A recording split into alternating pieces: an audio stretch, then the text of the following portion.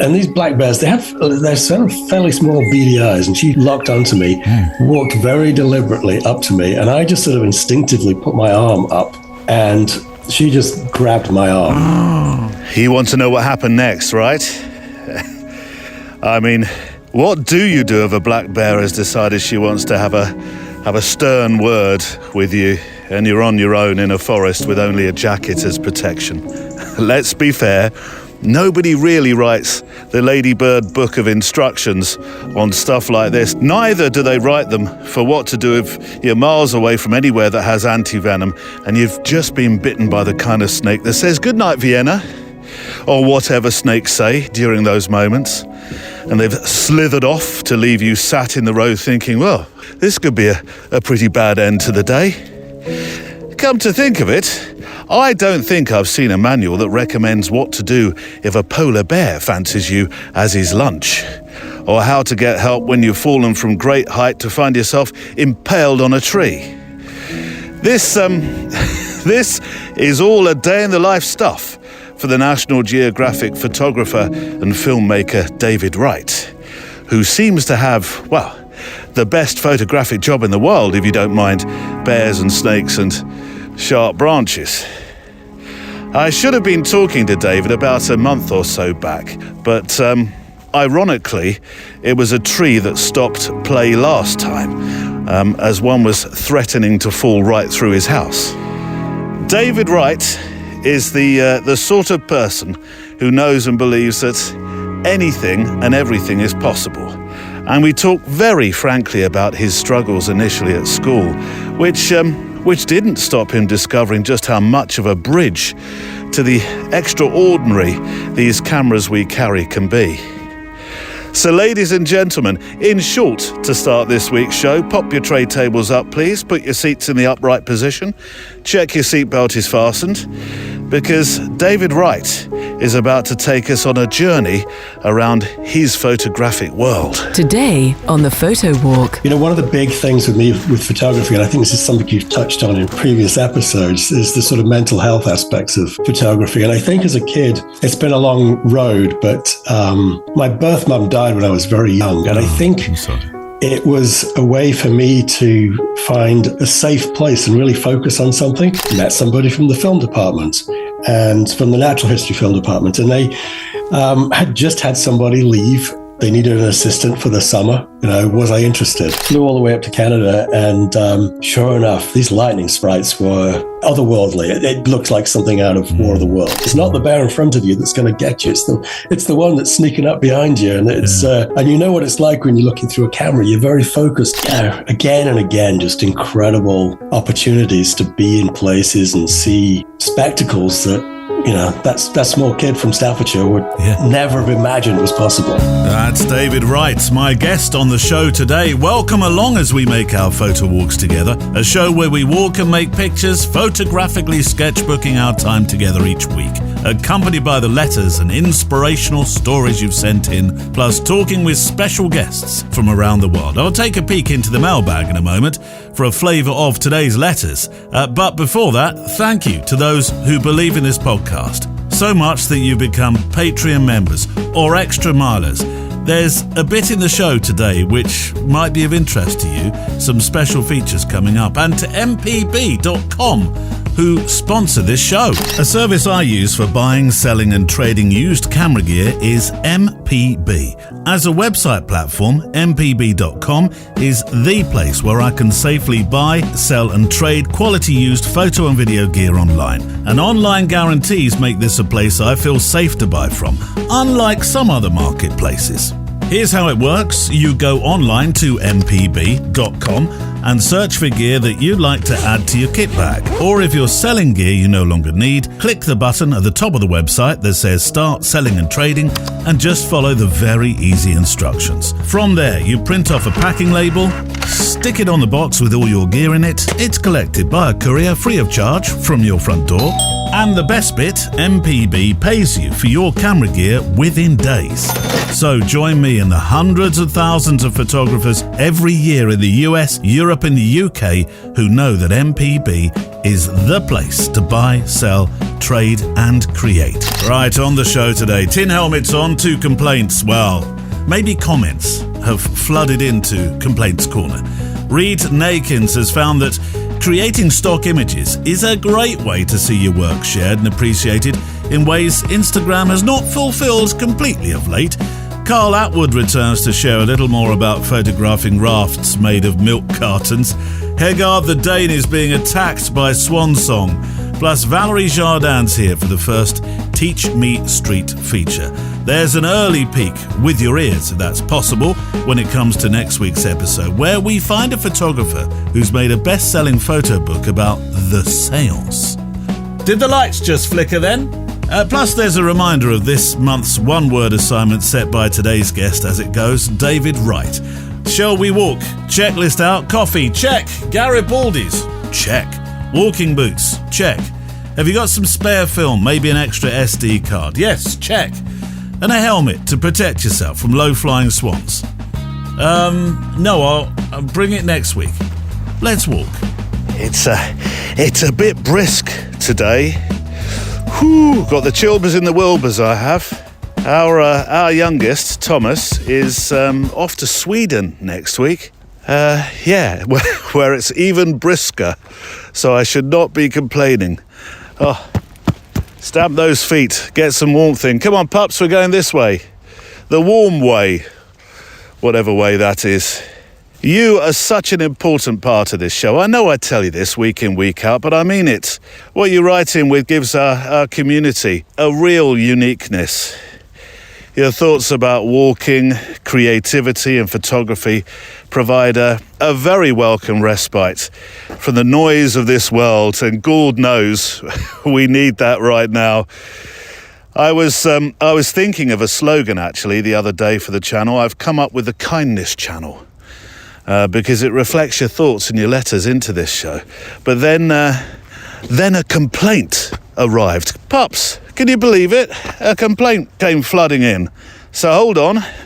Perhaps kindness and compassion is not in as much supply as I thought.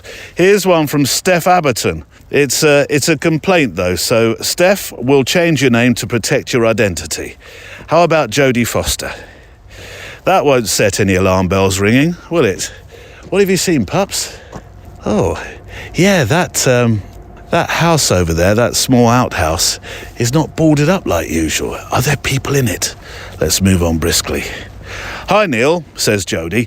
I just thought you should know that every time you featured the MPB ad of late, the one with the doorbell in it, that our dog Bella goes bat-watsits. And the strange thing is, it's not in the slightest bit like our house bell.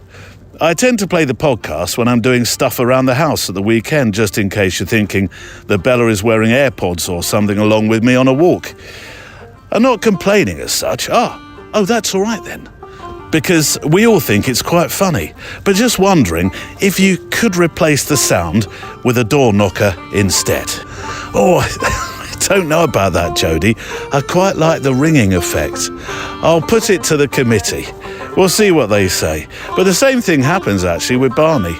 When there's a doorbell on telly, he's on alert, ears straight up, just in case it's, I don't know, dog biscuits through an Amazon delivery or something. But thank you. I shall put your thoughts to the committee, whoever the committee are. Right, letters. Let's go into the mailbag. If you have a picture or letter to send in and are gently nudged by anything you hear today, send them to stories@photowalk.show. Stories@photowalk.show. Haven't made a sketchbook picture yet. I'm looking skyward to see if there's anything. No, it's a featureless sky. I mean, this is the classic blur sky. So, the words of my mentor through a mentor, Steve Shipman. Steve, there's nothing. It's blur. It's blur. I'm on the lookout. Let's find something to photograph, pups, as a sketchbook image. Right, letters, yes. This one is from Reed Nakins. Hello, my friend. If you'd like to get the couch of flattery first to hide behind, is it going to be one of those letters to start with? What have you found, pups? Hey, come on this way. What a wonderful community and belonging, says Reed, I get from the photo walk. I have a lot of trouble with the world, and I get a great sense of peace and inspiration from the podcast and your influence on my life. So thank you. It's really very, very generous of you. I'm gonna pop that couch back there for a second. So yes, Reed here from Victoria on Vancouver Island in Canada land. It's great to hear about other photographers from Vancouver Island on the show. Dear Vancouver Islander extra milers or photo walkers, make yourself known, he says, in brackets. We may need a secret signal or a secret handshake. What could that be? It's a bit Masonic. One of the things we talked about, actually, Reed, on a recent Zoom meetup with the extra milers was just this, forming communities so you can meet up. So watch this space. Last time I wrote in, says Reed, I was in a dilemma of identity after hanging up the skateboard and getting into photography, which was episode 304, quite a while ago, actually. So it was great to hear encouragement from you, from my letter. I admit I did tear up a little. Oh, Reed, you old soft what's-it, you're just the same as me. But since that letter, I've been trying to gather my skills and style within photography. Lately, I've been getting a little annoyed with my images dying on Instagram so quickly. I think you're not on your own there. I don't feel like I'm able to sell prints yet, but I'd love for my images to have some life past Instagram. Not sure if I'm at gallery level just yet, though. I get that there are other platforms for images, but the only one where my pictures tend to get any traction is unsplash.com, where I'm giving the images away. With Unsplash, you give up all copyrights to your images. That may be a no-no to some photographers, but if I Google my name, he says, the websites that use these images come up and I can see where my work is actually living, which I think's quite cool. Now, for those that are currently saying, hang about, Neil, what? We're talking about Unsplash, which is a pertinent thing since Barney's walking towards the pond. Barney, this way, come on. It is too cold for a pond today. Unsplash is a free stock photo platform where photographers share their images for anybody to use without restrictions. A big stock agency runs it now, so some of the images shown you can dip in and pay for, but there are many images where photographers treat this as a chance to, is the right word, popularise their work? I think it probably is. I'll be honest, in the very, very early days, I was a bit unsure about it, and many of my guests were, oh, really? That's going to kill the stock market industry. Stock market? Stock photo market. I'll get there in the end. And to an extent, I agree. We have used some images, though, within the show, within posts, etc. So I'm always very careful of sounding like a hypocrite in terms of my earlier thoughts about Unsplash. But going by what Reed says, yeah, it's a sharing platform as well. And if some of your images then go on to be used by other people within commercial posts online or private posts or... Yeah, I see exactly what you're saying, Reed. I understand how it must be a joy to see how your pictures are being used, as you say, post-Instagram. Anyway, says Reed, last summer, I decided to print off a bunch of 5x7 pictures. I also got 1,000 plastic sleeves, then pinned up these images where I took each photo. I add a little note in the sleeve with my Instagram page and website and ask them to let me know if my image found a new home. This process has given my photography even more purpose. And purpose is something we talk about so often, isn't it? Purpose, having purpose. Having purpose for your pictures, I know, is very important for many of those who listen. I get to meet new people and I know my images are out there traveling, he says. Victoria is a tourist city, so many who find the pictures are on vacation, walking around the city. Some images go into cities in Canada, some have found their way to Miami, Florida, and a surprising amount now reside in Brazil. Who knew? On my website, I have a page dedicated for it called Found Photo. I thought I was so smart doing this, and then I was listening to the photo walk a couple of weeks ago, and your guest was doing pretty much the same. In the last few weeks, I've found others in Canada doing this too, so I've reached out to them about the processes. I highly recommend to your other listener that if they're feeling a little stuck, to try this out. You will meet more people, and sometimes you'll find out exactly how your work is getting out there. Who knows where this will take me? Thank you, Neil. Thank you so much. Well, thank you, Reed. I know there are some friends of mine who will, yes, have to hold on to the sideboard when they hear the word unsplash, but I think, like in any relationship, if you know the rules at the start and you're properly mentally briefed, for you, it works, and for thousands of others, it works. And if I've learned anything through doing this podcast and photography, there is no right, there's no wrong, just lots of differing opinions. So well done. I'll share your links on the show page today, so we can see if we get some more followers from around the world. Who knows? More from Brazil. I'm not sure we have a lot of Brazilian listeners. I don't think on the map of listenership, Brazil scores too highly.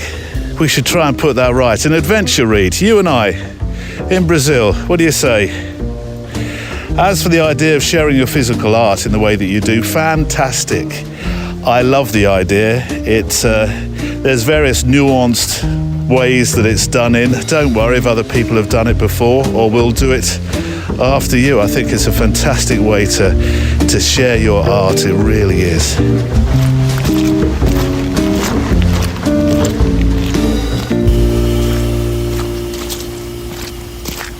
Squelch, squelch, squelch.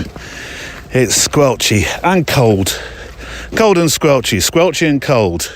Couple of weeks' time, this show will be on the road in India, as you know. It will be somewhat different in the temperature stakes there, that's for sure. Although, Barnes, you can't come with me, I'm afraid. Who? Oh no, where are you going to get your bacon butties from on a Friday morning, eh?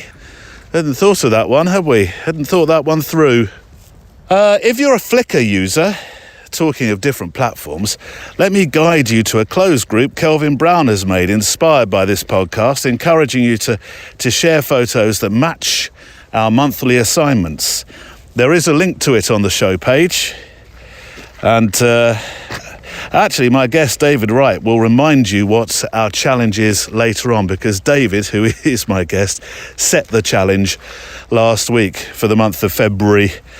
It's a kind of a sandwich of guests today, because we have David Wright, 2 parts of, and in the middle, the new feature for 2025 from Valerie Jardin called Teach Me Street, where she gives advice and critiques on pictures following your letters and posts into our Facebook page. So, part 1 then of my guest today, do expect me to ask questions about bear attacks. You know, it's one of my macabre, fascinating points for discussion whenever I have a photographer or a filmmaker such as David, who I'm thrilled is a member actually of our community. Yes, he's an extra miler, no less. They're an esteemed lot, our extra milers. So if there's a remote, frozen or downright dangerous corner of the planet, chances are David Wright has filmed there or photographed there. A filmmaker, a photographer, a producer, he's worked in over 75 countries, from the Arctic to the Amazon, capturing everything from polar bears to great white sharks, not to mention sunken U-boats with Titanic's very own Bob Ballard, which, for the record, we don't talk about, but will in the future. With an Emmy to his name and a Jules Verne Award for his Arctic work, David's lenses have told some of the most extraordinary stories on Earth. They really have. He is, as you'll hear, a passionate educator and storyteller, which makes him a perfect house guest for this show, as long as he wipes his snow boots on the studio mat. Here is David Wright part 1. David, when we were due to talk originally, we were ready to go, and suddenly a tree stopped play. What happened? We are near the coast of Georgia, and we're kind of in the hurricane zone. So a few months ago, I'm sure you heard about Hurricane Helene that devastated North Carolina. We got kind of a glancing blow, but still it was kind of devastating. Yeah. And we were without power, internet, water for 10 days, and we had it easy. But 2 trees were left hanging over the house precariously, waiting for the next storm, at which point they would have probably fallen. So through the house? Of course. Through the house? Yes. Oh. Yeah, absolutely. So, of course, we've been waiting a couple of months for the guys to turn up with their chainsaws and stump grinders. And what happens? 5 minutes before you get online, they turned up, and I just couldn't send them away because we needed to get rid of those trees desperately. Yeah. No, your safety is paramount, David. Let's keep the family safe. We're talking at last, so that's absolutely fine. Right. We do have a classic dad story to start our conversation, in that he inspired this wonderful creative life that you lead. And he would have passed away almost 25 years to the day, I think, wouldn't he? And did you go photographing with him then? What was the story behind his introduction to this life in photographs? And you're right, it is about literally 25 years to the day since he passed away, and much too soon. He worked for most of his life at Wedgwood's. You probably know the pottery firm. People. Yeah. In Stoke-on-Trent, which is the area I grew up in. Yeah. Was a very successful businessman, but had a great passion for photography. And yes, he passed that on to me. And we would go out all the time to on hikes, and also he loved to go antiquing. He had all these crazy kind of people that would clear houses and collect, and he would go around and buy antiques on a Saturday. So not only would we go to sort of wild places, but we'd go and meet all of these amazing characters as well. So he really kind of set me on a track to start taking landscape photographs, which kind of led to wildlife, but also a love for interesting people as well. Did you take photographs of those interesting people? I did. I probably don't have many of those photographs anymore, but I have a few still. But yes, and I guess he had a great curiosity for unusual people, which might be a nice kind way of saying it, and just introduced me to some wonderful characters along the way, which just sparked an interest in portraiture. We so often talk about curiosity as being the key to this whole thing. And that clearly is something that he instilled in you as well. This curiosity for people, for what you see out the car. David, I so often say to our children in the car, well, they're not so much children now, they're young adults, but I say, put the phone down, look out of the window, experience the world, to which I often get the retort of, oh, Dad, you're so boring, or get with the project is the other thing. But that curiosity is amazing, isn't it, to learn as a youngster? It is, and it's a very different world we live in today. I guess I had also a kind of a love of technology, or I say technology, but it was, I think my first. And you have to tell me I'm saying it right. Is it a Zenith or a Zenith? Don't start this. Don't start this. We've had the. Is it? See, I thought it was Zenith. I did too. I'm sure in my youth I had a Zenith camera. I'm absolutely sure. But I've not. Everybody said no, it was a Zenith. Did somebody scratch the H on? That's what I used to call it, and then I actually heard you refer to it in a podcast as Zenith. So I thought, I better correct myself. No, I did look it up, and I think it might be Zenith, but hopefully somebody out there might be able to put it straight. I think you and I had the only two cameras with the H scratched on then. Maybe. But sorry, I interrupted you. No, I mean, he definitely kind of set me on a track with an amazing curiosity for both, I think, the sort of science and technology of just photography back in the film day, but also I grew up in the outdoors a lot. I spent a lot of time in my early youth on a farm and was just always outdoors. And it just kind of, I guess, a combination of those two also led to a love and an understanding of animals and wildlife. And that kind of just set me on a track which led to an amazing career. So I really have Dad to thank for that. Were you in anything like the Young Ornithologists Club or anything like that? Or No, and it's something probably we should come back to, but I think probably, one of the big things with me with photography, and I think this is something you've touched on in previous episodes, is the sort of mental health aspects of photography. And I think as a kid, it's been a long road, but my birth mum died when I was very young. And I think it was a way for me to find a safe place and really focus on something. And I was struggling academically. I think I had some issues, as it's hard to pinpoint now, but definitely that gift that Dad gave me of photography allowed me to really focus my creative skills. And I think I was failing academically, but the visual arts was something I just latched onto, and it was really a lifeline for me. So that kind of set me down a track that passion has never gone away. We were only talking on the episode before, well, as we record this, it would have been the previous weekend's episode of The Extra Mile, where I was talking about my schooling, and I felt a bit of a spare part at school. And the creative, I mean, if you weren't in the rugby team or you weren't academically exceptionally gifted, then you sort of fell into no man's land. And creativity for me, there were school plays, but you had to be in the rugby squad to be in the school play. So I found a creative outlet out of school, which happened to be radio. You discovered that same thing with your schooling, didn't you? Really, the creative arts. I mean, I think my children have been lucky that they've been able to embrace the creative arts a bit. It seems to be more understood now than it certainly was in my day, maybe your day as well. I think so. I have a feeling we were sort of probably going through the UK school system at not a dissimilar time. I think so. Yeah, it definitely had its challenges back then. And I think for me, I know, because I was failing academically, I think I used to hide a lot of the time. I was the kid at the back of the class, in the French class, hoping no one would ask me to speak because I was so bad at it. Were we in the same school, David? It sounds like we were. Maybe.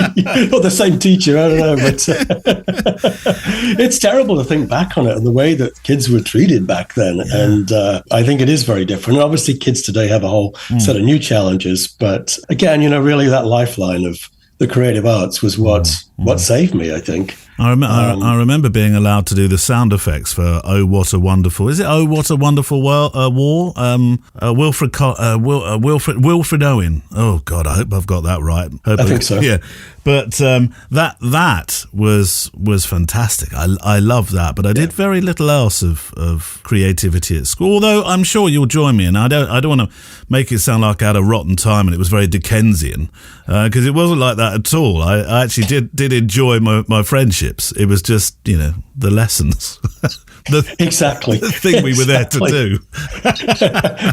Perhaps the Dickensian part was the teaching and the teaching skills, which I think most of them would not be allowed to teach anymore. Oh, God, yeah. The behaviour that they anyway. I think I'm okay to say now that my art teacher has passed away. God bless him, a long time ago. But he perfected the art of being able to throw a balled rubber over his shoulder without looking at where you and like a bat be able to somehow locate you and wrap you around the head with this balled rubber as it came back along the class. Anyway, we'll not get stuck on that.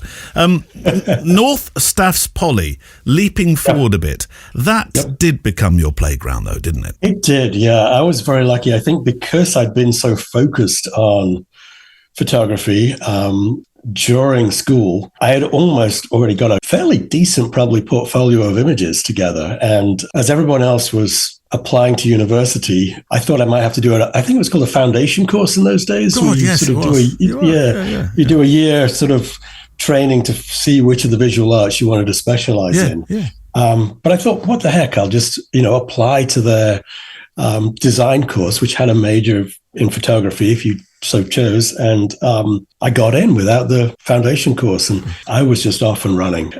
It was fabulous, and it's funny looking back. They were very forgiving of my desire to travel, even at that stage, because I think our projects were 2 to 3 weeks in length, And as soon as the project was set, I'd get on a train and head to Scotland somewhere. And I'd already kind of made links with the Northern Lighthouses Board and various other people. And I'd just go off and go to some remote lighthouse for 2 weeks and come back, print those images in the darkroom, and then off for the next one. So I wasn't there very much. No, but was this about the same time that you learned your business skills really via stock libraries, the stock system? Now we don't really have the. I mean, I know there are stock libraries now, but it's not the same thing. And I know many lament the fact that a lot of it has become free as well in some sites. This, though, for you was really important, wasn't it? It was. And I was already, I think through the final year at the Poly, I was taking a lot of wildlife and landscape images that I was marketing. I'd signed up with Stock Library at Oxford Scientific Films, which was an amazing company. I think it still exists, the name still exists, but it's been sort of bought 2 or 3 times and really is a different organization than it was. Still, I think a film production company, but back then they operated a stock library. They had a natural history film department and a sort of special effects department that did feature film work. And I was very lucky. I sort of got in very early with them selling images. And in that era, people could actually make a very good living out of selling stock images. I know people that did very, very well. But as you say, it's kind of gone away at this point. So, I've just given up on that in terms of also really video stock as well. It's sort of almost more trouble to deal with the logistics of uploading and managing all of that than it is it's more trouble than it's worth, really. So the transition to learning how to camera operate and natural history, was it a swift learning curve, or did it take a while? It was a swift learning curve, but a difficult one as well. I was very lucky. I mean, literally had driven down to Oxford to deliver a batch of images, good old boxes of Kodachrome, and I think I sort of was almost like walking out the building, having dropped off these boxes for them to go through and make their selection, and met somebody from the film department and from the natural history film department. And they had just had somebody leave. They needed an assistant for the summer. Was I interested? And I'd never been really exposed to filmmaking as such ever, but I obviously did have the camera skills and lighting skills, and thought, sure, why not? Give this a go. And 4 weeks turned into probably 4 or 5 years. In those days, we were shooting on 16 millimeter film. I'm aging myself now. And it was quite a process. We were shooting a lot of old Bolex cameras that had 3-minute loads of film, so you had to be pretty economical with it. And that film would get sent down to London literally on a bike courier overnight, come back the next day. And there was a fabulous, although slightly grouchy, or very grouchy editor who was a resident there. And every morning he'd look at what we call the rushes, the print of the film that came back, and he'd tell you what you'd done wrong and what you'd done right, mostly what you'd done wrong. And it was fairly brutal, but within a year, I was shooting documentaries. So it was a steep learning. Well, I was shooting natural history documentaries for out in the world, mostly in the UK at that point to start with. There was a lot of work to still be done in the UK. There was a company called Survival Anglia. You may remember them. Used to make natural history films. I remember Anglia as a television company. I don't. Yep. Yeah. I think it was just a branch of that. And then there was Central TV as well, that was based in Birmingham, and obviously the BBC. So Oxford Scientific Films actually did a lot of specialist work. So they were a bunch of sort of boffins from Oxford University that were interested in filmmaking, but they were all biologists by training. They figured out the most crazy and elaborate pieces of equipment and built them from scratch. So there were these incredible, what they called, for example, the optical bench, which was this microscope, high-powered Zeiss microscope they'd taken apart and fitted a film camera to the back of it, and had all of these ways to, instead of move the camera, move the subject on a little platform so you could keep it in focus, and a moving object, you'd move the platform so the little bug would stay in focus. And it was just an amazing place to work. So a lot of it was actually studio work. Yeah. Also doing a lot of time lapse as well. Yeah. So a lot of studio time lapse work. Well, I'm going to come on to the time lapse actually, because that really fascinates me. I know in an email exchange we had that our paths crossed actually in life. Although This close. well, I'm not sure how close it was. We went to Queen's kind of magic tour at Wembley, didn't we? I guess we were both there. Yeah, but you were working. I was trying to work out who that Australian band Inks was. Me too. Turned out to be In Excess. You're right, though, because Status Quo were there, sporting their denims. What a night, or a couple of nights. Oh, so what were you doing? You were there in a more official capacity than me. So, yeah, it was one of the very early jobs we did. So not only, as I say, there was natural history, but these guys did sort of special effects for movies, and which was everything from slow motion control, but also time lapse. Yeah. So the concert was going to be broadcast after the fact.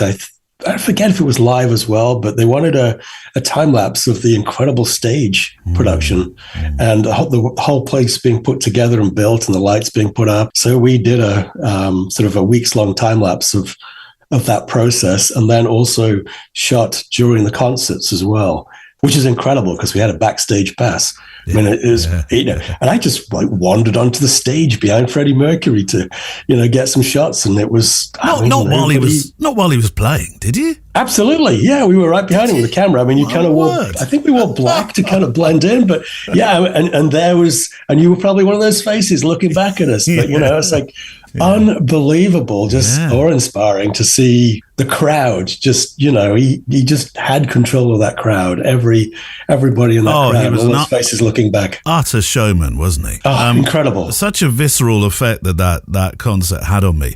I remember, in terms of lighting, loosely evolved with photography, I suppose, in that these huge banks of, what are they called, Parkan lights or whatever they're called, came down from each side. It felt like there were 100 lights on each side. And it sort of concertinaed around him.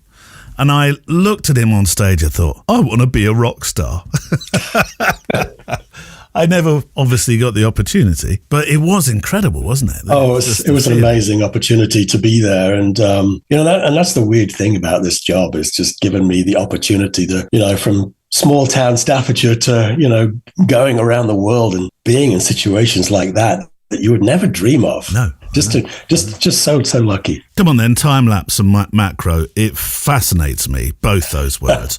And it's become a real passion in the natural world and certainly in your work. Although early time lapse required a lot of kit and a lot of lugging, didn't it? It wasn't quite like you can do it now. No, I mean, we have it so easy now with the digital world and a DSLR where you can ramp exposure and do day to night and have stars to sunrise and all that stuff.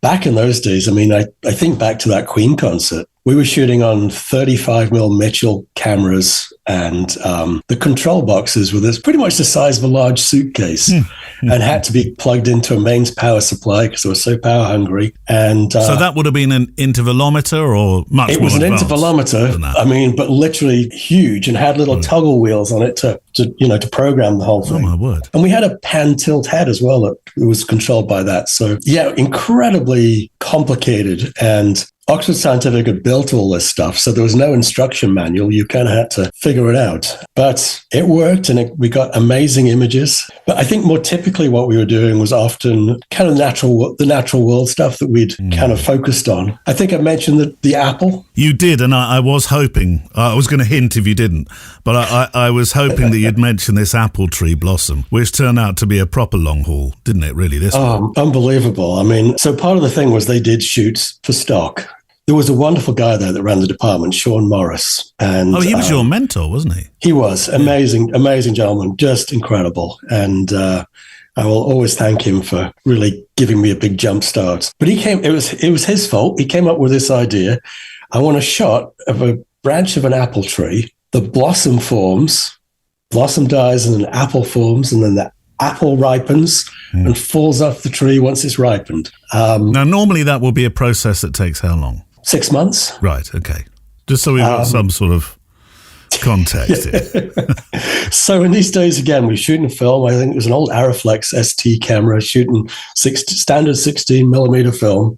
And we figured out that with that 6 months, if we took one frame per day, it was going to be about the right interval, for the shot. Yes. So here's the challenge. You've got an apple tree, which needs sunlight, so it's outside.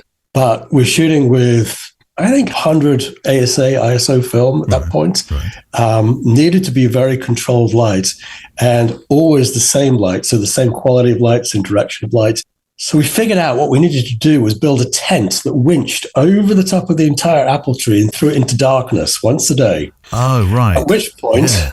So that's how you get your black background. There's the black background. So you've got a little outdoor studio at that point. Inside of there is the camera and also an old Bowens flash head that was mains powered and just stayed humming away for 6 months at a time. And once a day, that would charge up. These incredible boxes that they built would then fire the camera, fire the flash, and then tell the tent to wind back. And I mean, it's tough because you've got to pick the right piece of the tree, get a piece of blossom that looks good. It's got to be in focus. And obviously you don't kind of know, because one of the classic things we did in a lot of situations is something where they'd, as the apple formed, the branch would droop out of frame. Oh. We figured that. We got that sorted. How did you figure that? Did you just have something to pull it back, or? Yeah, you'd put a little support. You'd cheat. So just out of frame, you'd have a little support on the branch to, kind of keep it from doing that. Yeah. We got, I think, about 2/3 of the way through it. Yep. Blossom had come up. The apple had started to form. Was probably half an apple, half-sized apple. At which point, I don't know whether an animal came along, the wind blew, what it was. Down the thing fell off. 6 months work gone.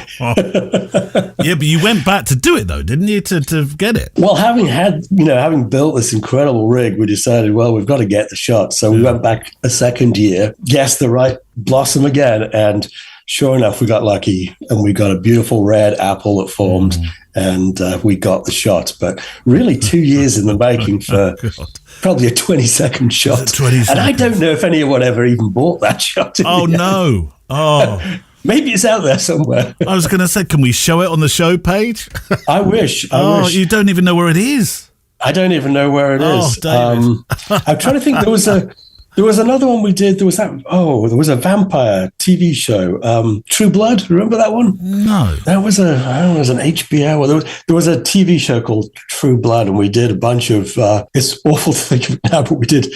They wanted shots at the beginning of this vampire series of rotting animals. Right. So there was I remember there was a fox, and then it just went down to the bones. But that's one of the only things that I think is out there still from that era is that TV series. But very odd assignment, that one too. Yeah. These days we have the most extraordinary high frame per second capabilities, don't we? Real bullet time technology. And I remember, I can't remember what the cameras were called, when they were just sort of kind of available to photographers like me, but they were thousands and thousands of dollars. I think maybe 10 up. I remember one company using an American wedding company, who would use it for shots like people in their evening photo booth where they'd hit each other, and you'd see the skin ripple with the punch. That wasn't at all, of course, what you were doing. You were working on far more highbrow projects. I mean, I was very lucky at Oxford Scientific. I started there with film technology, and for natural history, I think it was called a photosonics, and that shot 500 frames a second, which was, compared to the 25 that you're usually shooting, obviously incredible. But they had in their special effects kind of unit a camera that did 10,000 frames a second. 10,000. And thinking back, it was the most odd-looking, almost looked like a washing machine, this big box of a camera, and it actually had a spinning prism inside of it because you couldn't move the film fast enough. I think that's how it worked. It had a prism that shot the image around. And I later saw an even more incredible camera at the White Sands rocket testing station, the NASA base, and they had a camera that did 1 million frames a second. What? A film camera. Not even digital, film camera. A film camera, and that was a huge drum, and you laid the film around the edge of the drum, and again there was a lens on the kind of end of the drum with a spinning prism, and that span at some, I don't even know what speed, in order to send the image around this piece of film that actually was stationary. But you were, literally recording a fraction of a second at that point. Yeah. Flying squirrels became your muse. It did. It's funny that I think I've done the same story now 3 times over, which often happens because technology moves. You start shooting in 1080, then you move to 4K, and then it's like, okay, and now we've got a 4K camera. It does it even slower. So yeah, it's that was with video, obviously now, and it has an advantage. One of the big things is that now we have pre-record, which still cameras are getting now as well. So you can actually wait for an event to happen and then push the record button. So you know it's a sure thing. Is this the pre-record a bit like our phones, where magically it gets the bit before you press the button? Exactly. I still don't. I still, I've got a tiny mind for tech. I still don't understand how it can do that. Well, the camera is continually writing to a buffer. And it's a complicated process, but you set the camera up, you set the buffer, and then you can actually set the record point. So you can actually hit record and then it will record out.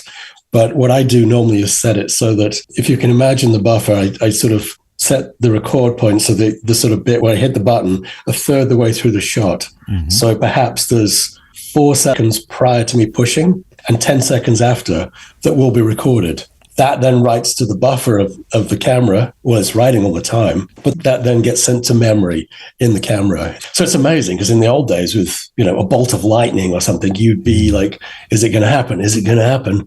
And you keep pushing the button thinking it was going to happen, and you'd end up with hundreds of feet of wasted film because it didn't happen. Now you can actually wait for the bolt of lightning or the squirrel to fly by, push the button, and you've got the shot. What's the most incredible scene that you've witnessed whilst using that kind of technology? We did an incredible show for the BBC, and one section was on lightning. And there's a form of lightning called lightning sprites, and got the assignment. Go to Florida, meet these guys. They work for NASA. They have a special plane. And I thought we're just going to fly around Florida because it was summer and that's where all the lightning is. Well, no, we got on this plane. It flies at like 50,000 feet. Ooh, right. And it's got dome windows on the outside. Fantastic. And we had these phantom cameras, these video cameras mounted in all of these windows. Well, these sprites, the best I can describe them is they look like a giant, often red jellyfish, except we're talking a structure that's 25 miles high in the sky. And you don't normally see them. You to stack the odds in your favor, you need to be at 50,000 feet. So we jumped in the plane. I sort of asked where we're going. Oh, Canada. So we left sort of Miami area, flew all the way up to Canada, and sure enough, these lightning sprites were otherworldly. It looked like something out of War of the Worlds. How close are they to you? Not that close because of their size. They're literally, miles high. You've got to be back far enough to see them. But still a lot of skill in terms of the pilots and the scientists to kind of put you in the right place to catch the image. And David Wright returns shortly. In terms of out of this worldly stuff, as David just mentioned, I may be accused, perhaps rightly so now, of shoehorning this in, but next week I have a guest for you, the kind of guest I've been trying to track down for a good while now, actually. Oh, that's a lot of mud ahead of us. Hold on. Hold that thought for a second. Oh, go on, just go through it. Yes, I have a guest that I've been trying to track down for a while now, a photographer who at last can talk to me about photographing ghosts.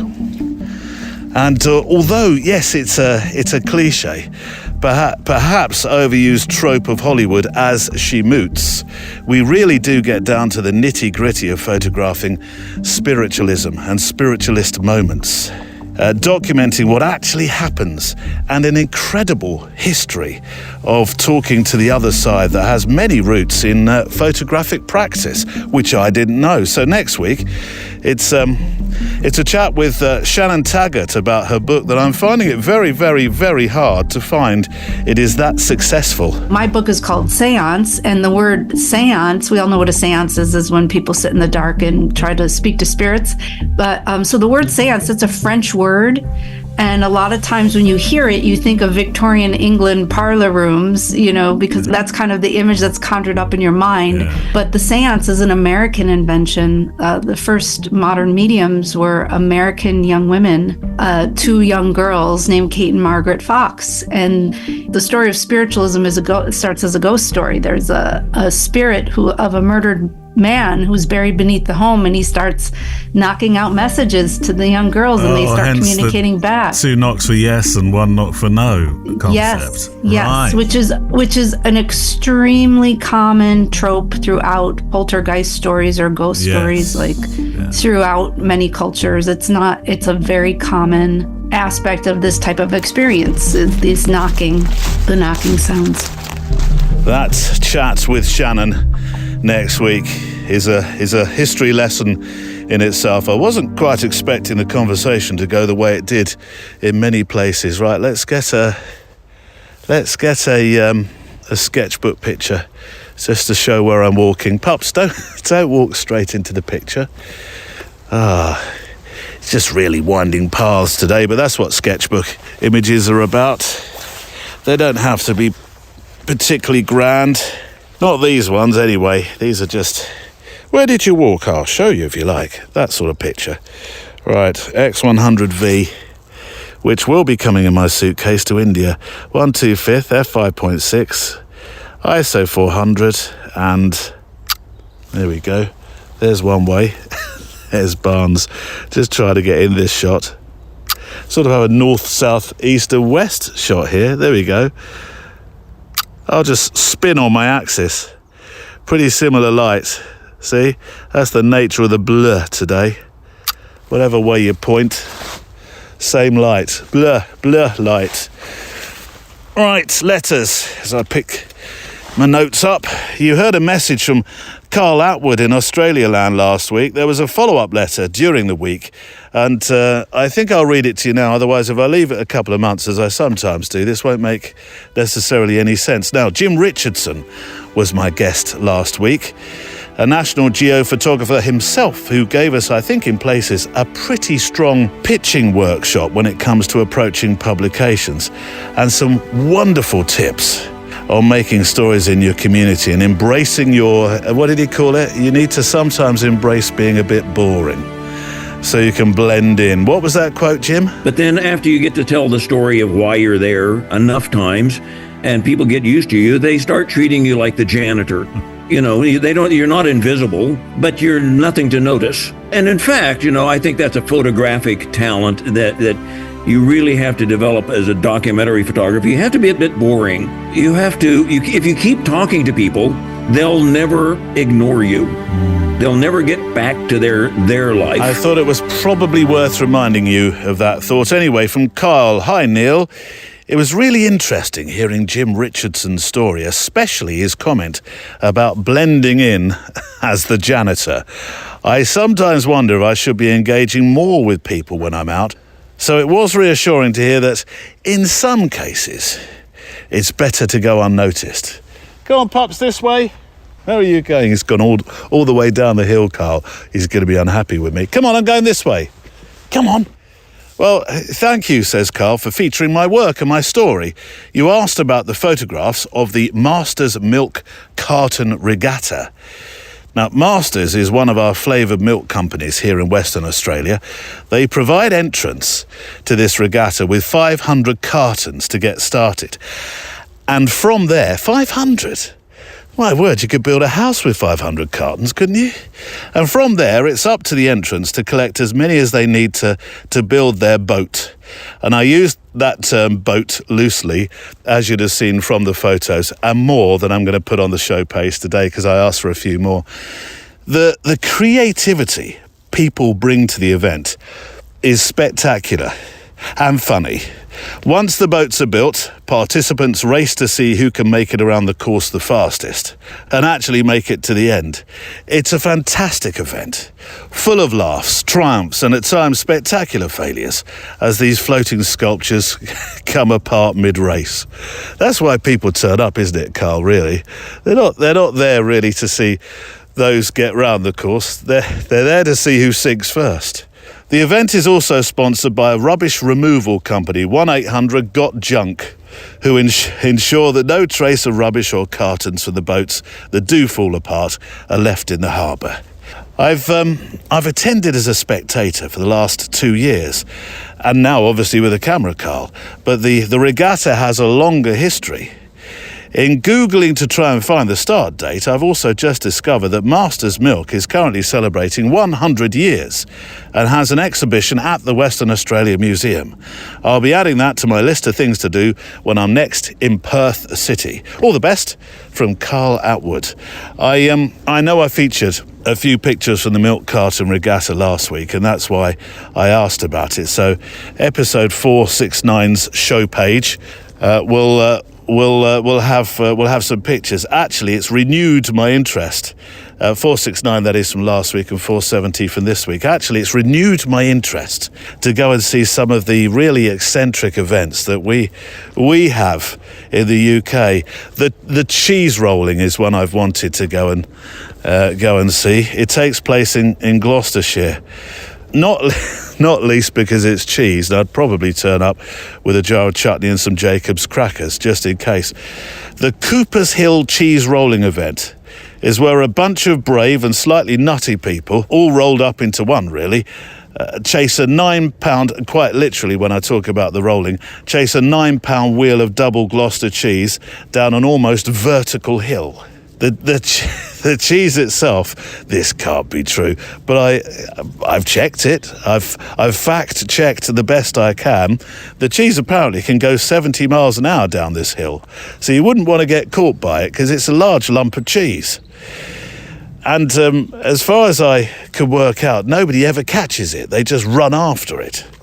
The winner is usually the person who reaches the bottom first to find the cheese, probably in several pieces, which in reality mostly involves tumbling, bouncing, and breaking limbs. It's chaotic, it's ridiculous, and it's exactly why I want to go and photograph it. But there must be, I was thinking, talking about this cheese rolling thing, which is just one of our slightly stranger events in the UK, but there must be some other fantastically oddball events around the world. So I'd like to hear about yours, and particularly if you have actually photographed one. I'd like to see the pictures, please. So this seems to be the perfect time, since Kyle started out his letter by talking about candid street work, well, last week when we were talking particularly so, to launch our first Teach Me Street from Valerie Jardin. And if after you've heard this feature you think, I have some questions to ask and some pictures to share for critique, then send them to stories@photowalk.show. Stories@photowalk.show.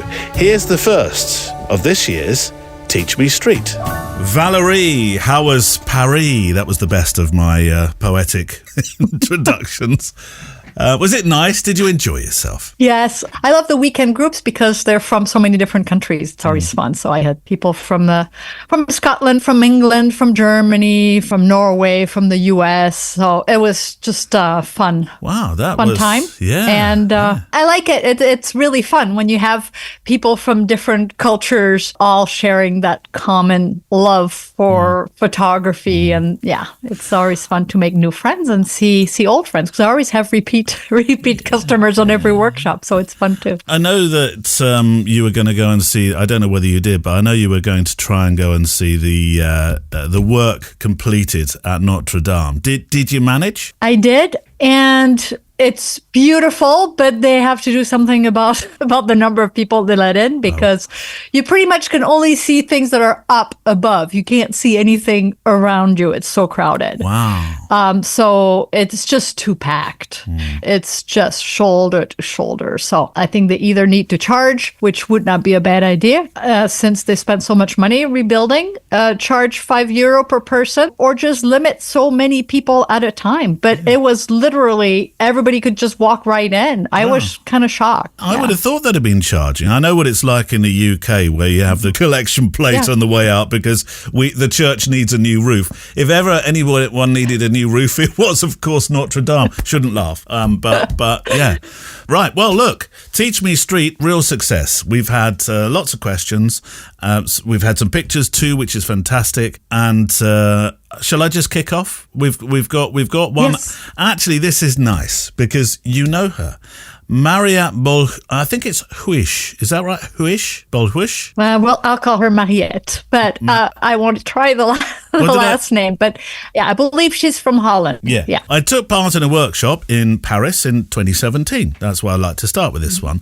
I'd love to hear from Valerie if her insights into street photography have changed or developed through her own ideas and or the seemingly enormous amount of street photographs that are being taken nowadays. Now, 2017, it might not seem like it was a long time ago, but it is, and street photography has enjoyed an enormous amount of additional photographers taking up the discipline, hasn't it? It has, maybe because it's so accessible. As long as you have people, you can try it, right? I think for a while, maybe earlier than 2017, there was a lot of the same techniques being used, like, people just startled and looking straight at the camera. The Bruce Gilden kind of approach. Yeah, I wasn't going to say that, but you know what I mean. So there was a lot of that. Yeah. And then now I feel like people are trying new things and new ways of photographing life on the street.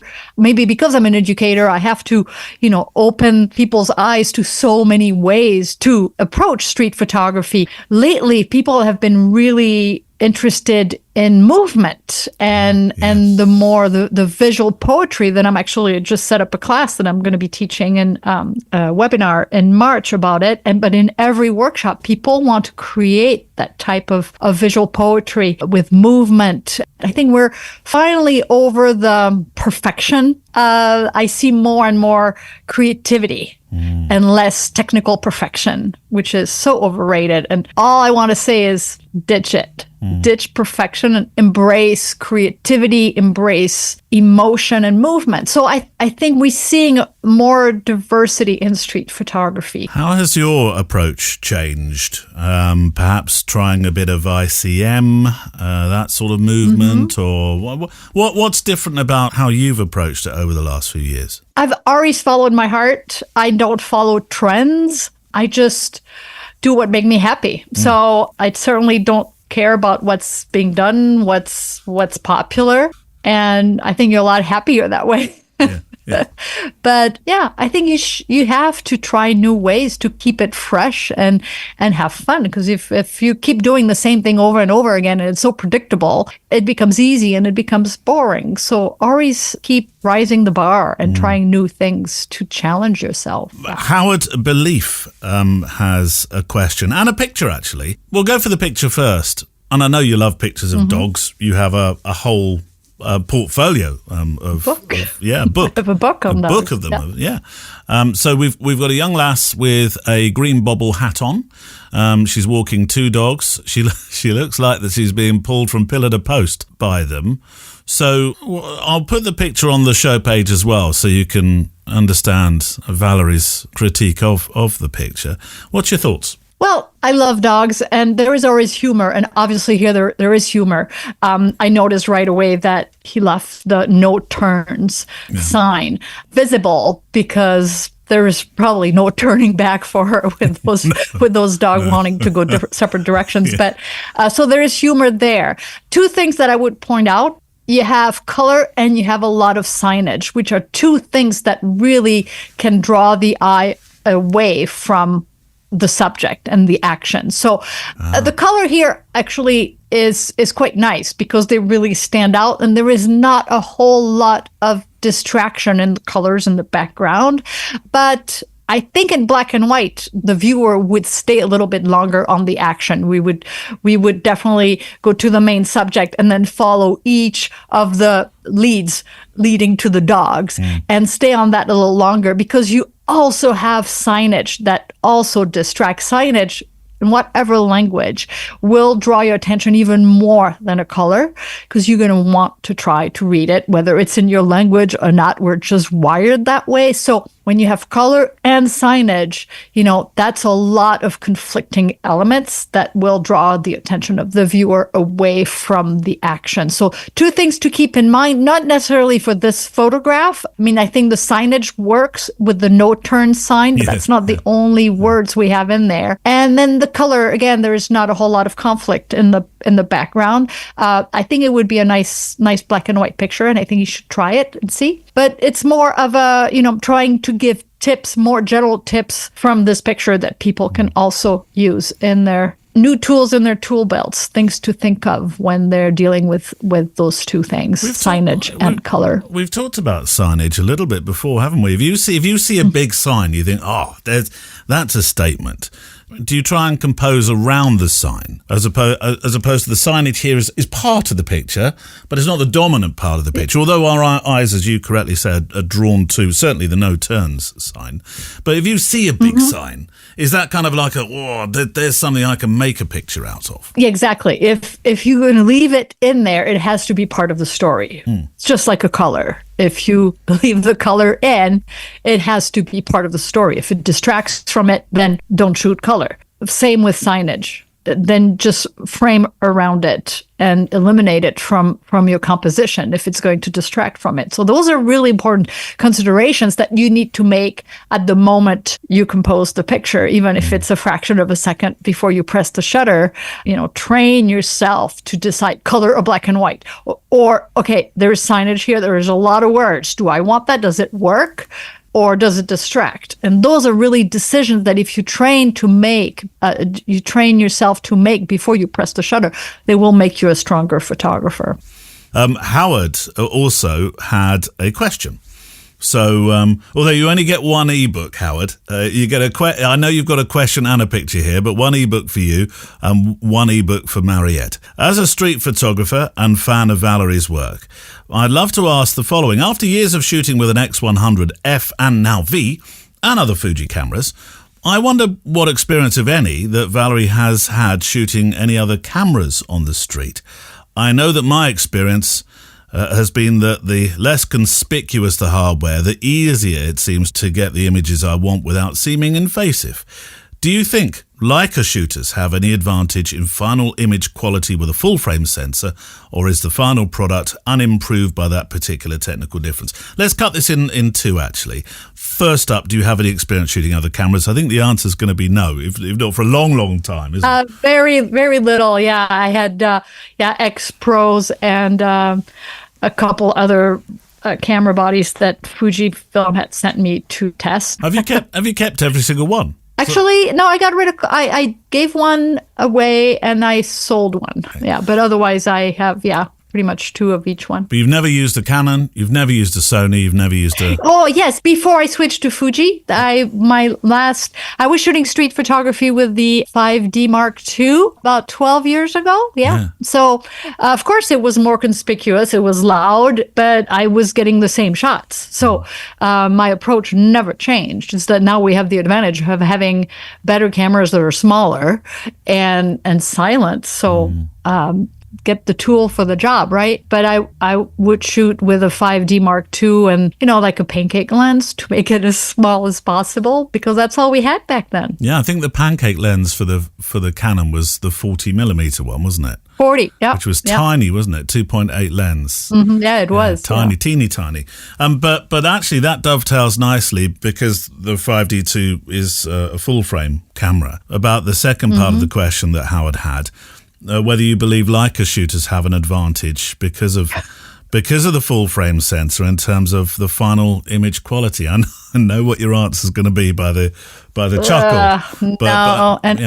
I so don't care what people shoot. I have a lot of Leica shooters, Olympus, Fujifilm, Sony on my workshops. It really doesn't matter to me what people shoot with. That does not make the photographer. It doesn't make the picture. So don't worry about that. It's not about perfection, it's about emotion. Well, thank you for answering those questions. If you have some questions for Valerie and some pictures for critique, then you can either go through the Photo Walk Facebook page or email stories@photowalk.show. Now, before you go, Valerie, you are going to one of my favoritist, there is no such word, places in Europe, Seville. Oh, I love Seville. And my memory, I did a workshop talk there. And my favorite experience, aside the talk, obviously, was when I arrived, I had some time on my hands. So I went into the square where they have the lovely church. And it was a warm afternoon, and I sat there with a very large glass of something and a whole plate of paella. just for me. I growled at anybody who went past. I love it, and you're teaching there. Good. Well, you should join me in the spring. I'm taking a small group of photographers from March 31st to April 4th. Before it gets crazy, I do not teach during big events. I certainly wouldn't want to be there around Easter. So we're doing all this before it gets too crowded. And I'm excited. It's a visual storytelling workshop. So a big portion of it, of course, is about street photography. But it's more than that. It's a lot about creating visual narratives. We're going to have a private flamenco show in a private studio. We're going to also photograph a guitar maker. So it's all really about telling visual stories. So I'm excited about that. There are a couple spots. So if anyone's interested in coming to Spain for 5 days, check out the website. Am I allowed just to walk around with a huge tub of paella? Valerie Jardin with Teach Me Street on the Photo Walk. So now you know what it sounds like. I'm looking for listening for your questions about photographing on the street in a more candid fashion, since it's Valerie, of course. Also looking for pictures that you've made for Valerie to constructively critique with her decades of knowledge from around the world photographing on the street, actually. All questions sent in that are read out and pictures used will receive an ebook of your choice from Valerie's vast library of releases about photography. Now, David Wright is back soon, and he set this month's assignment. So what I thought I'd do, actually, this way, pups, we're on this path. Okay, you go that way, I'll go this way. Maybe we'll meet up at the end. He actually is. So I thought I'd repeat that for you just before I take a letter from the mailbag. This month, the eyes have it. The eyes have it, as they may say in Parliament. Because that's what David's looking for in a picture that shows eyes. The windows to the soul, as they, whoever they are, say. The storytellers of emotion. The anchors, if you will, to a portrait. That's an expression I do like. The anchors to a portrait. So whether it's, I don't know, I mean, what could examples be here? The piercing gaze of a stranger, the quiet wisdom in somebody's eyes, or the playful curiosity of a child or a pet. We've had a few cats already. This is your chance to capture the depth and the meaning held in a single look. When we talk about eyes, think about how the light catches the eyes, how shadows perhaps in your picture can create some mystery, or how reflections can add layers to the story. All those wonderful things that we have at our disposal to make a super picture, and get those pictures into stories at photowalk.show. Stories at photowalk.show. No borders, no watermarks. Send me, though, your links to socials, your website, etc., so that we can take people to look at more of your fantastic work. And if you can spare a few sentences, a para perhaps, on why you made the picture. If there's a story to it, that's great too. And if you can, one picture only, please. But if you can, set your phasers to 2,500 pixels wide, please, because that's how we optimize pictures for the show page. If you can't, don't worry. I will do the heavy lifting. So a letter then, prior to our return to David. And this one is from Hagar the Dane, who really, you may not know this, have I told you this before? But he kind of started all this in many respects. He was a sort of a founding figure in the photo walk community, insofar as when I started doing a few photo walks as a show, when it was Photography Daily, Lars Hagar the Dane, as he became known very quickly, he really sort of set the tone with the letters. A VIP in our community, without a doubt. And I haven't heard from you for ages, Lars. So it's lovely to hear from you. Hi, Neil. I'm going to have to level with you. For most photo walks, I'm not actually walking with you. I leave that to the other listener. You're my companion, you see, when I'm vacuuming or cleaning the car or driving from one place to another. I'm sure this is a great surprise, but that's how it is. Well, it is a surprise, yes, Lars, in that I had you down as one of our ultimate adventure tourists. Being Danish, I always think of the Danes as the explory kind.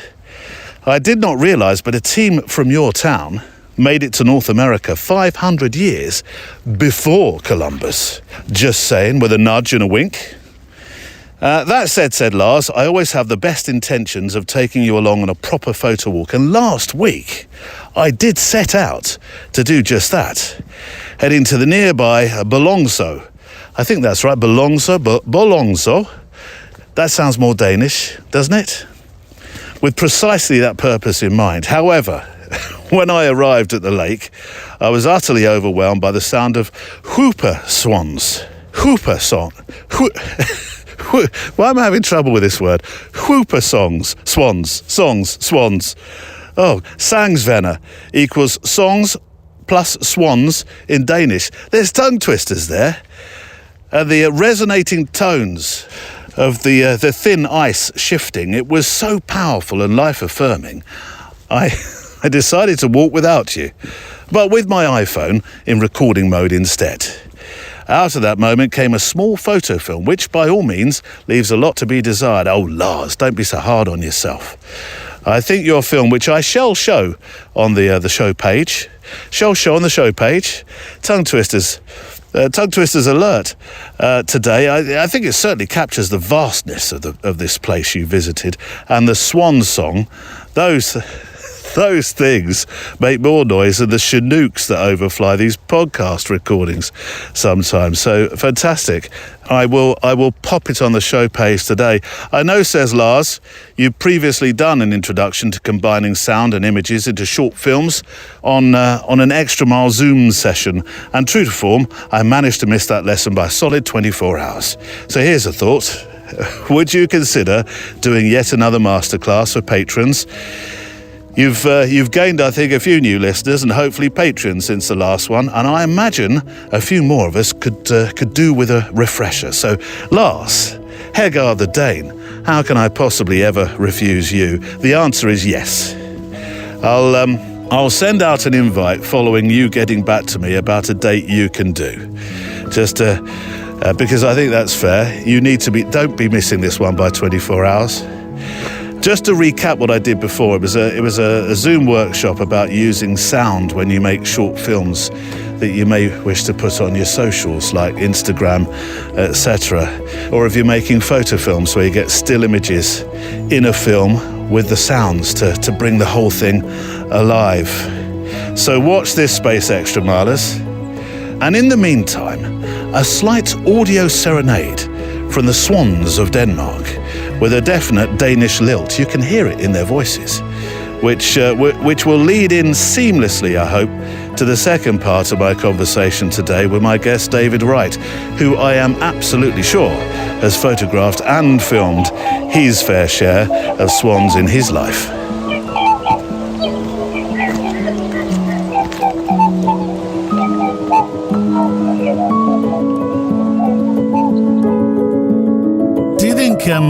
Because you had a crossroads period in your career, I'm wondering if you'd have had as much fun doing it. You were inspired very much by Peter Lindbergh, the fashion photographer and the film director. So do you think you could have swapped big cats for cat walks? Would it have been as much fun? And in part, actually, your dad might have been able to help you because he had some contacts in that world. He did, and I actually still regret not looking, following up that contact. He had a good friend who was a photo editor at Vogue, and so there was an in there, and I really, probably in hindsight, really should have kind of made use of that, because a lot of the time it's, who you know. And I'll be honest, I was a little bit too timid at the time to just take advantage of it. That scared kid, from school was too afraid. And I think I found a safer place working in the wildlife world of me taking a camera and heading off to some remote place by myself to,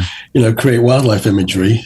That fashion world is obviously completely different. That's something that you've just said that intrigues me, that you were heading off to all these places on your own, I often think of these wildlife crews as being 5 or 6 of you. One's on sound, one's on vision, one's making tea for 6 months at a time, practicing patience. I mean, that would be nice, but I think back to it, in the golden days of what we were doing, probably the best example is a film we made on polar bears up in Svalbard, the Norwegian Arctic. I went up there, and there were 3 of us involved in the project, 4 actually, but often we would split up and go in different directions and literally be out. I mean, they wouldn't let you do this today, and I shouldn't even probably tell a story, but those days we were allowed to head out in a snowmobile from a remote cabin that we were based at, and I would go out and search for polar bears with that 16 millimeter film camera and sit with a bear all day and film images, and we were 2 years in the making of that. And so good friend William Long and I we'd just head off in different directions, and probably it's a huge safety factor now, because it's not the bear in front of you that's going to get you. It's the one that's sneaking up behind you, and it's and you know what it's like when you're looking through a camera. You're very focused on the viewfinder and that thing that's in front of you. And luckily, nobody ever did sneak up behind me. But there were a few hairy moments. But like a lot of animals, they're demonized a lot, and they're not. I mean, they are dangerous, potentially dangerous, but they're not as dangerous as people would have, and particularly as TV would have you believe. I want to come back to bears in a moment, but just revisiting the fashion work. Your partner, we should name check her, is Elizabeth Elliott. Elizabeth Elliott Photography is the website. She does a lot of self-portraiture, doesn't she? She does, and she's a real master of that, and it's an amazing skill. It's something that actually I remember was the first assignment I got when I was back at North Staff's Poly to take a self-portrait. Was it? Everybody should do that. Yeah. So she's been a great teacher for me in terms of learning portraiture and getting into that fashion world. And also alongside of that, I'd been shooting a film with an iconic fashion photographer by the name of Joyce Tennyson. Oh, right. And Elizabeth, she's also an amazing writer. She came up with the title for the film, which is Unveiled. Yeah. And for those in the US, you can see it on the PBS World channel, but for viewers in other places, they actually have a YouTube channel, PBS World YouTube channel, and you can look up Unveiled and see the movie. So it follows Joyce. She, again, is an iconic self-portrait photographer, but also shot fashion imagery. And for me, that was another way to kind of get into that fashion world and get an insight into that world. And just was a real treat to see when she was shooting with a Polaroid camera that's 20 by 25 inches. Wow. Giant. Wow. I think the film is like 5 ISO, so you need giant strobes to light things. And so it's all studio based. Yeah. And again, it's just like another incredible opportunity to be somewhere completely different, doing something I would never have expected to do. I'll always be grateful for Joyce for letting me into that world and to document it. I will link to her work because there's some super stuff there. So I'll make sure I link to that on the show page. Look, you mentioned the bears. There are 3 animals in the natural world I mention more than any other. I think it's 3. Sharks, definitely one. If I'm ever talking to anybody from Australia, you could almost play word bingo, because snakes is going to come up, and then bears. Now, I was advised not to, but I watched it anyway. The revenant bear attack scene on YouTube, I saw it. Now, I had to look at it through partly closed fingers, to be honest. Now, you've been attacked by a black bear 3 times, stalked by a polar, which you didn't mention a moment ago, so I do want to know about that. And then you've managed to repel a shark attack. The only thing that's missing here is a snake, unless you're about to throw in a snake for good measure as well. It'd be wonderful if you could. Yeah. I mean, I've been bitten by a snake numerous times, especially in Australia. I was almost like near-death experience with that one. I was about to say fantastic, but I should. That's the wrong word. We'll come back to the snake. Come on, then. Let's start with the black bear. 3 times attacked by them. It can't be as easy as just shouting them or pressing that big horn thing that's been suggested. No. And we say attack, but it felt like it was, and it probably was, a little bit in slow motion, very deliberate on their part. Only one of them really came at speed. But the one that really kind of sticks in my memory is we were filming a show on black bears for the BBC, and I was sort of embedded with a scientist for a year in northern Minnesota. And he had habituated wild bears, and It was incredible. He has been maligned a little bit because he feeds bears in order to get close to them. But one of the things he did, and I would help him with, is he would take a big bag of peanuts, go out into the forest, and we would find a mother with 3 cubs. He'd tip all these peanuts on the ground and literally then put collars on these bears, like you're putting collars on a pet dog. I'd seen him doing that at the start of this project, and I figured, well, actually, I need to be out in the woods by myself with the bears, and I can make a choice. I could take some food, but that doesn't feel good. So I decided that they were habituated to people. I was not going to take any food and not create an expectation of food, but just sort of spend time with them day after day so they get used to me and let me film very intimate scenes. Went out one day, mother had just come out of a cave with 3 little cubs. Well, actually, not 3, they were yearling cubs. So it's basically like having 4 full-grown bears. Had a winter jacket on, which, had like the 14 pockets that you have in all these jackets. And it turned out I had a Ziploc bag with 1 peanut in a pocket that I had been there for months, probably. I didn't even know it was there. Got close to this mother.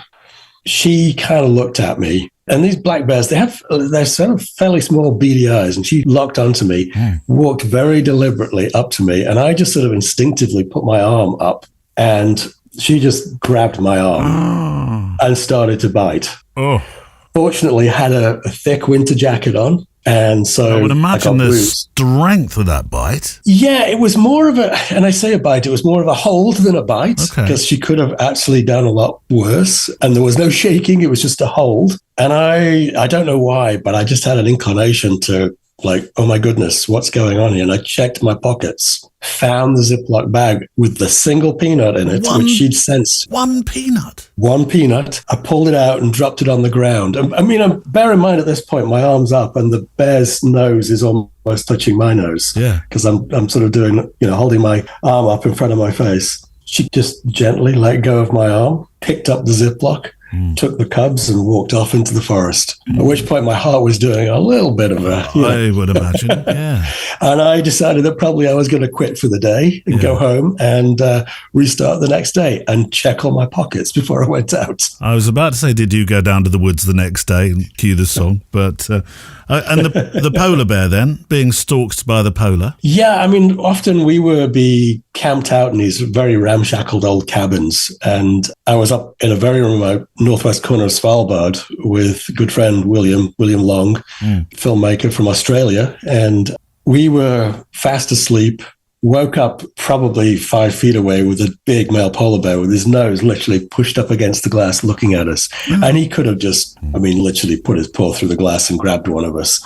No problem at all. And turns out that the night before, we'd cooked big thing of meatballs and tomato sauce. William saved the day. He leapt up. The thing you do is you beat saucepans together to scare them off. They don't like those noises. And they're as fierce as they can be. They actually are very skittish. And if you make a loud noise like that, more often than not, they'll run. Right. He started beating the saucepans together, but we'd left the meatballs in there. So the meatballs and the sauce sprayed all over the inside of the cabin, all over the window. But there's the polar bear running away. Saved the day. But we spent the next half day scraping, because it was like minus 10 in there. So they froze as soon as they hit the window. So we spent the rest of the day scraping meatballs off the inside of the cabin. And we can do the trilogy then. So the snake bite was what? Snake bite was at there's been a few. The one that sticks out was probably at a place called Fog Dam, just outside Darwin in Australia. Isn't it true there's 9 of the 10 most venomous snakes in the world are in Australia? And I would imagine Darwin has them all. Probably, pretty much, yes. Yeah, and Fog Dam has king browns, which are very dangerous. And also they have just a common brown snake, it's so far up the scale that at a certain point, it doesn't matter if it's gonna, you've got 5 minutes to live or you've got 10 minutes to live. We were at Fog Dam at night. I was with a wonderful snake biologist, and he, like a lot of these guys, was very excited to be there. It's the first time. I think I'd actually picked him up from the airport that day. I was living there at the time. And so he'd not seen these snakes, and it was like a lifelong passion of his to get to this place. We were driving around at night, as you do, big old snakes crossing the road. Now, there's 3 brown-colored snakes that live in this area. 2 are actually non-venomous, and 1 is like deadly Yeah. I thought, great, I'll get a shot of that, but we haven't got a permit yet, so we can't pick it up. And so pulled up the car. I went to the back of the car to get a video camera and a light. And I said to this guy, don't touch it. Whatever you do, don't touch it. Just follow it with your flashlight. I'll come find you in a second. Couldn't help himself. Oh. Picked it up by the tails, What? sort of, Steve Irwin style. Yeah. And I didn't know because I got my head in a pelican case and I was like trying to put things together. It came up behind me and this thing just grabbed me by the back of the leg. I was wearing shorts, of course, and a pair of sandals, really safe. And this thing just started gnawing on my leg.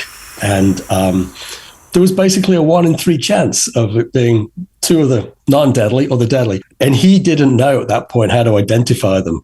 It took me about probably 10 seconds to realize it was actually a python, so it was non-venomous. Yeah. Still got teeth that will really hurt, but there was a very nervous moment there and of course, we had a fairly stern conversation. I was going to say, did you have some advice for him? I did, yes. I had a few choice words for him afterwards. We did go on to make many films together afterwards. Oh, well, that's good. A friendship made. I did hear, though, that my visit to Australia, and I went to a sanctuary that looked after and rescued snakes. It was fascinating, the chap that was telling us about them. I remember asking him, I said, well, how many people die of snake bites in Australia? And he said 1.5. And I said, 1,500. He said, no, 1.5. And I said, well, 150. I think he was losing his temper with me, actually. No, 1.5.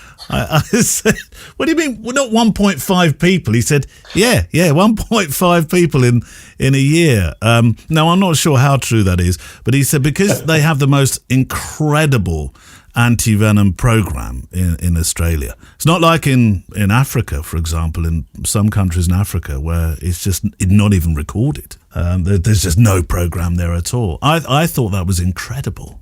It is, but I will say that as a filmmaker, we often, of course, went to very remote places. So, did you take anti-venom? We did not. Wow. The advice we were given is that it has to be refrigerated. It has to be kept in very stable conditions, and also has to be administered in a very controlled environment. Right. So, really, on a trip into, for example, I did several expeditions into the Kimberley region in the Northwest, and you were 2 days from the nearest help. And there was no way to keep refrigerated antivenom. And we did have a snake bite up there. Unfortunately, there's a thing called a dry bite where the snake actually doesn't inject any venom at all. And sometimes, or very little. And this guy had a very mild reaction. But again, it was like a very nervous couple of hours as he went through, and there's a protocol of bandaging the limb to stop the spread of the venom.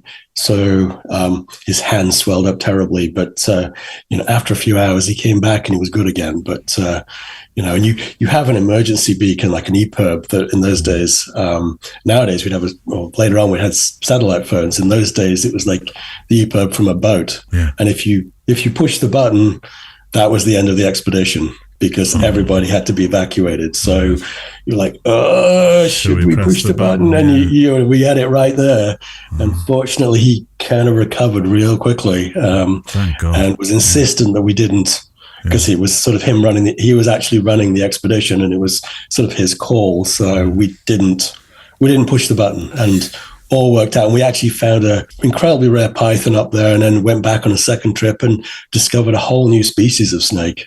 Wow. Glad we did that trip. Every day is a school day. I've learned in this show that if I'm being attacked by a polar bear in Thatcham Town Centre, then I need to bash my pans together. And if I meet a brown snake on the way back from the Shah Jahan restaurant, as I like to spend my weekends, I just make sure I take some bandage for the tourniquet Well, be careful. There's certain snakes that you use a tourniquet or a bandage, but certain ones you don't, because you don't want it. So it's not that simple. So that's not advice to you. You really need some training as to figure out which is the best treatment for which snake. Yeah, don't listen to this idiot. Not meaning you, me. I'm talking about. Australia was where you were also impaled on a tree, which is my way. Well, one of asking about that, and two of wondering if there are indeed moments where the tamer world of fashion even though you were a little bit perhaps cautious of pushing yourself into it, might have been ever more appealing. Yeah, thinking back, it would have been a lot safer. But and that was in that Kimberley region. So that was on a subsequent trip. I think I went back there actually 3 times. So that was the trip where we were looking for this new species of venomous snake. So we didn't know how venomous, but we knew it was venomous. Yeah. But it's a piece of the country where there's a lot of slot canyons. And I went up with this friend, Craig, and we were going around a canyon, hit a side canyon that was this slot canyon that was probably 20 feet wide. Big old tree laying across it. We would have been probably a couple of miles walk either way to get around the canyon and to, kind of get to the place we were going to, a big waterfall that we were heading to film. Yeah. And dumb old me here decides that tree looks huge. We could just walk across that, make a fantastic bridge. Yeah. So I had a big backpack on with a camera kit in it, and decided that I better be the one that goes first. So Craig stands back. I start walking across this tree. I get halfway across, and I'll never forget, he said, "Your eyes look like Wile E. Coyote when he gets that moment, and your eyes got real big." There was this awful cracking sound, and the tree, it turns out, despite the fact it was huge, was hollow and had been eaten out by ants, and it just collapsed in the middle with my weight. It went sailing down about 50 feet into the canyon. I followed it. Yeah. And it probably would have been the end of me, but there was a dead tree sticking out the side of the canyon. And as you said, I got impaled through the calf on this tree and left hanging upside down with the backpack on, just looking up. And it saved my life. And in true Australian form, Craig was at the top, thinking it was the funniest thing he'd seen in a long time and was laughing his socks off. There is a wonderful, wonderful picture on your website. It's the front page, actually, and under the film production heading. And I think it's a dolphin, isn't it? That's just jumping out of the water. Yes, it's a bottlenose dolphin. Dolphin. You were shooting for the Invisible Worlds series then. Correct. I usually ask, do you ever stop pinching yourself? But I think I've asked that question too many times to ask it again. But it's the most incredible life, isn't it? When you're watching nature just do what nature does in front of you. It is. I mean, I've been so lucky. I've been very blessed in that really I have been, I've been to all 7 continents. It's like worked in like 70 something countries at this point, and a lot of it shooting wildlife stories. And that was a behind the scenes shot from a shoot we did in the Bahamas. And that was a Phantom high speed camera. So we were doing slow motion shots for invisible worlds of, why is it that a dolphin can travel so fast? So we had an underwater camera and a topside camera. And just, again and again, just incredible opportunities to be in places and see spectacles that, that small kid from Staffordshire would never have imagined was possible. It seems that it's a lot of problem solving, which is interesting, isn't it? Because that schooling with mathematics and so on and so forth, which wasn't your favourite preoccupation, is now actually something that plays very much on a day-to-day with what you do. There's a lot of calculation going on to get the photography that you get. It is definitely, there's engineering puzzles to be solved all the time, and also equipment that breaks on a regular basis in remote places. So I generally, I have to be able to take pieces of kit apart and rebuild them and fix them. But I think, thinking back on it, Dad's probably a little bit to blame for that as well. His other passion was collecting clocks, and he would buy beautiful old clocks and take them apart. So I was in a workshop all the time with him, taking apart these intricate mechanical devices, these beautiful clocks, and rebuilding them, and kind of got to help him with that. And I think that just, again, sort of set me on a track where I had just a passion for that. And, and I've loved tinkering with things ever since. I think you get, talking of workshops, you get an opportunity to take people on workshops and share your experience in wildlife shooting, don't you? I do. I've been very lucky. And it started out in Svalbard while we were doing a polar bear project. And National Geographic and a company called Lindblad have expedition ships. They were in port. And I hadn't realized, but it turns out there was this whole other world of geographic inviting filmmakers and photographers on board their expedition vessels and kind of giving the behind the scenes look at what it's like to work for them to the guests that were off on these incredible adventures. So I've been very lucky in that, I've taught video and photography classes and just done a lot of behind the scenes talks and accompanied people to the Arctic, the Antarctic, pretty much the whole of East Coast of South America and Australia and, lots of adventures. I know I should know this. So Cumberland Island, help me. So Cumberland Island it's on the coast of Georgia. It's a big state. Right. It has about a 100-mile coast, and Cumberland is a barrier island on the southern end. And the river at the southern end of the island is actually the border with Florida. So it's right. Okay. So you come dangerously close. I think you've come to Florida a few times. Yeah, I have. Yeah. You should come see it when you when you next visit. If I'd have known, I'd have been there. Where was my invite? Exactly. we need to do better. I mean, we missed each other at the Queen concert. Yeah, and we missed each other in Scotland earlier last year as well, didn't we? Yeah. In Scotland last year, and now we've missed each other in Florida. So we definitely have to try better. Yeah, fourth time lucky. I tell you what, you have come, and you know this, you've come a long way from those days you didn't so much enjoy at school to having National Geographic photographer and filmmaker, BBC filmmaker, all those sort of accolades printed on your CV. Have you ever been back to the school to talk, not to gloat, but to talk, to share what you've done? I haven't, and I should. I'd love to.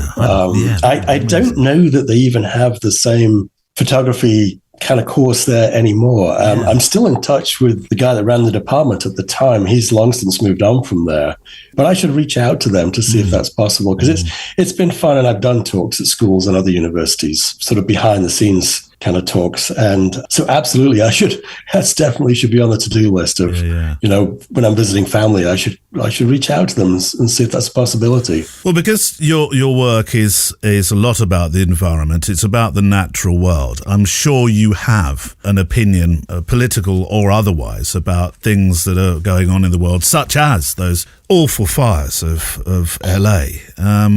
How do you feel as somebody who is a first-hand witness to what's happening in the world with your camera?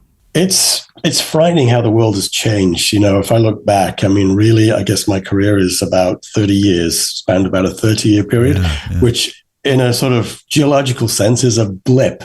But I recently returned to Svalbard and saw fjords where there were giant glaciers when we were there 20 years ago. They've gone. I mean, disappeared.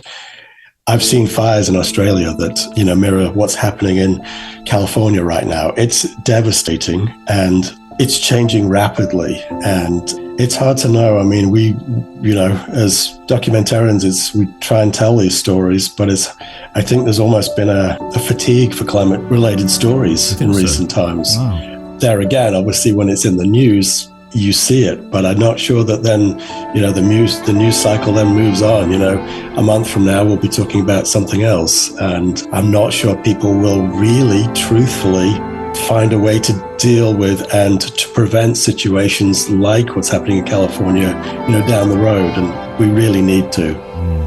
I want to end on a high note, and I'm going to ask you, you know what's coming. I really want to know what your why is. It's a tough one, and I think I'm probably going to mirror what a lot of other people have said on the show. But for me, it's been, that small kid from Staffordshire. It's a way that I've been able to make a difference and also give other people a voice through images and films. So people in other places that needed to get a message out. So that's been a huge privilege, whether it be somebody in Strive somewhere or whether it be a scientist that needed to tell a climate change story, for example.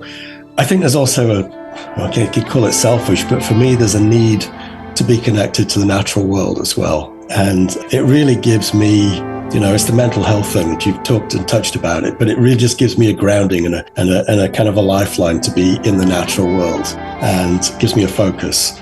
I say it's selfish because I think when we do these stories, we get very immersed in it, and you almost shut out the kind of the troubles of everyday life. So it's very easy to, and you kind of have to get fully immersed in a story in order to do it justice. But there is that selfish thing of being able to just go to somewhere like Svalbard and be at one with a polar bear on the sea ice. I mean, you're not thinking about too much else at that moment. And it's just an incredible joy. And, again, just been so lucky. And my thanks to David Wright. We're all very lucky, aren't we, to have this thing called photography? Actually, in terms of why answers, my guest on the Extra Mile this week has one too that have me nodding in unison, just like David, to neck-cricking levels. And, that's it for today. And if you can't wait until next Friday and want to walk a little further together, then the Extra Mile edition number 126 is waiting for you. It's our extra show for those who support this podcast through Patreon. It's a growing community and one that we're really expanding with lots more ideas for now, well, such as the idea of doing a sound workshop on Zoom one evening. You go the extra mile for me, so I go the extra mile for you with an extra episode every single week. And the really special thing about this show is that you become the star of it with your ideas and your inspirations, your projects.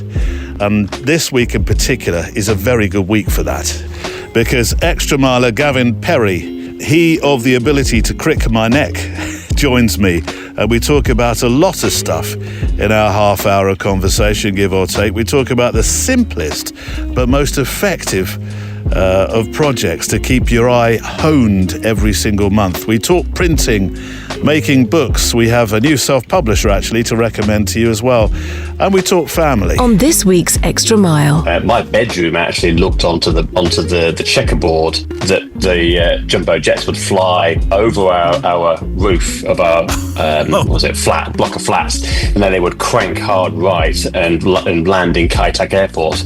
And I've got a very vivid in my mind of a photograph my dad took of the football pitch in front of us, and the shadow of a 747 just literally taking up the entire football pitch that he took from our flat looking down, because they would fly over us every day. But it's good memories, and I guess that's where my photography probably started. Watching my dad. It's a dad story. It's a dad story. Yeah, he had not one. He had two Canon. What are they called? Canon A1s, I think. AE1 bodies. He had one had black and white in it, and one had a roll of colour film in it. Proper professional. Proper, yes.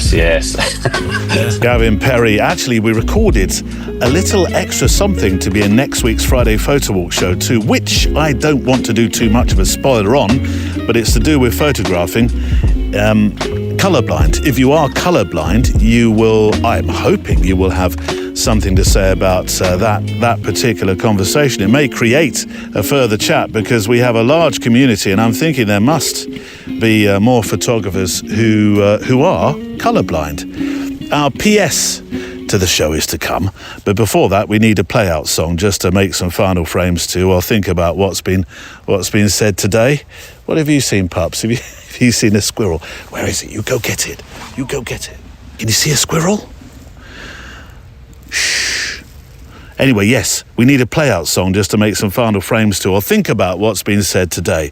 And it's from one of my favourite artistes, Anthony Lazzaro. I'm a big fan, Anthony. Can you sign my dog, please? Anyway, it's a bit of a cheeky number for a cheeky footnote. We've played it once before, a good while back though. It's called Yada Yada Ya. We started the show with a sort of complaint, and we're ending it with one too. They're like buses, these complaints. There's various places all over now for leaving feedback. Apple, Spotify, a few other podcasty review places. And I did spy this, which made me chuckle. No need to save blushes, because I'm guessing Medieval Meddler is probably not your real name. Anyways, message read, The Photo Walk. A reasonably good listen. Decent guests, but the presenter does yammer on a bit. Reminds me of my grandfather. Sort of homely, I guess, in that respect. It's time to go now, bid farewell and goodbye. I live in everything like the catcher in the rye. I feel I'm on a roll, stop standing in my way. All our little mind games won't talk me into staying on.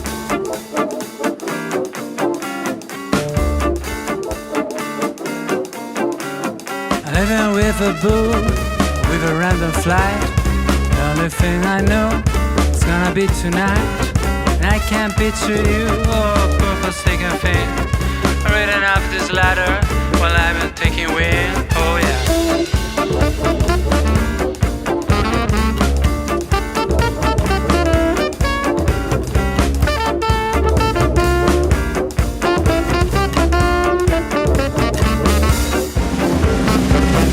Don't ask me to stop now, I just hear yada yada yada yada.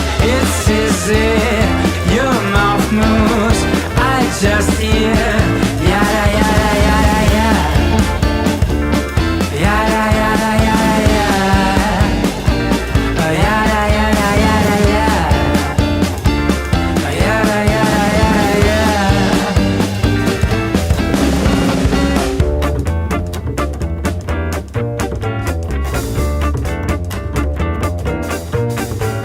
I know your precious counsels can hear that in my sleep. I find a signature, I work of that beat.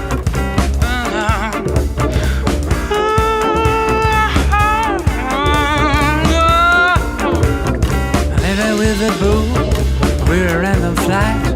The only thing I know, it's gonna be tonight. And I can't picture you, a poor forsaken thing, reading up this ladder while I am taking away. I am taking wind while I am taking.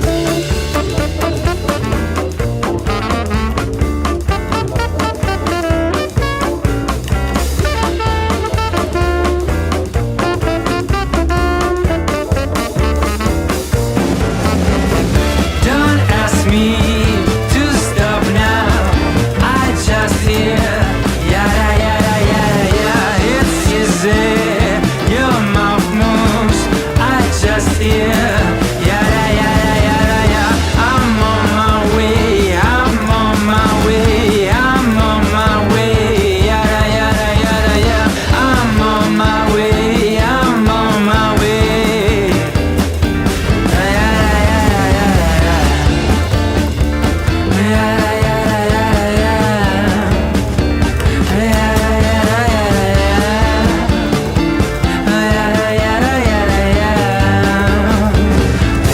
Yada, yada, yada. Yes, I know. The last time I played this song, I did the same.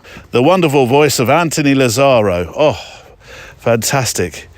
Honestly, if you get a chance to go to the show page today, which I sincerely hope you will, for the pictures we've talked about and shared, plus also the photo film from Hegard the Dane, then you will find a link that takes you to a playlist, a Spotify playlist of all the songs that well, not all of them, but practically all of the songs that we feature on this show. A playlist of Photo Walk songs. Just a few closing thoughts before the PS. My sincere thanks to you. If you are or you're about to become an extra miler, we'll keep building this wonderful community of kindness. The Kindness Channel, does it work? In the photographic and walking world together. A safe place to share our thoughts about this thing that we do, photographing and walking with each other each week. My thanks to Neil Ford, who looks after our IT. He's actually in tomorrow to check on the status of things that go whir and buzz and lights and stuff that's. I'll just make the coffee. He'll do the clever bits.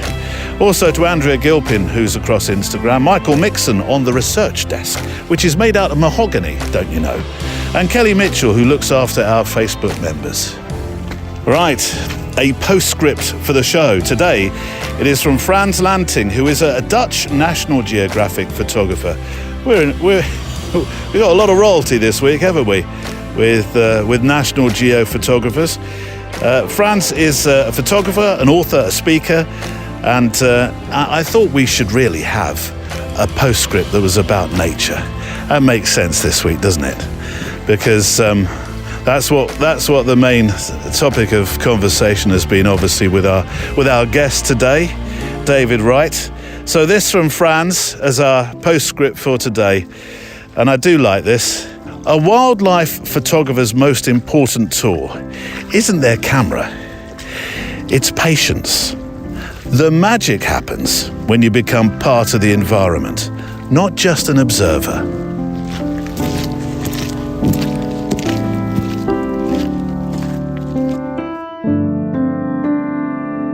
The Photo Walk is a Loading Zone production.